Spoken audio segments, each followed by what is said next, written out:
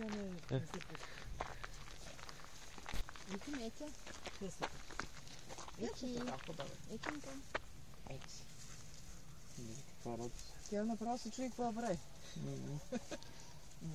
Значи това нещо, както Не. и отрепаха секрети. Да. Какво прави?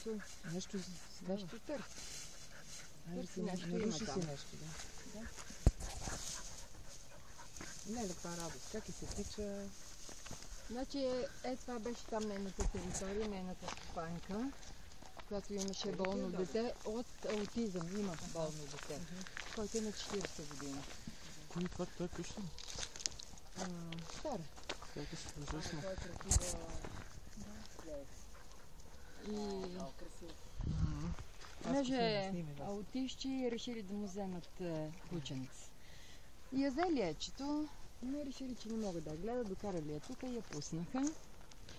И тя вече на 8 месеца явно е била и беше бременна, когато я прибрахме. Обикаляше си така, сърцето ми се късваше, като я гледах. И ето тук, покрай тая ограда. Сега ще ви покажа къщата. Какво вземат? Куче и да го пуснат така? Еми, ето така. Сега сте взели друго и ако не им трябва, и него сигурно ще го пуснат.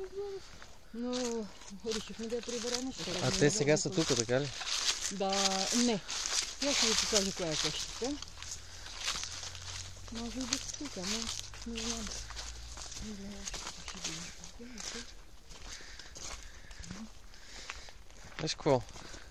Ето Вместо това. да губиме време за гъби, Да, по-добре го разходим кучето един час. Айде на там ще ходиме. Ясно.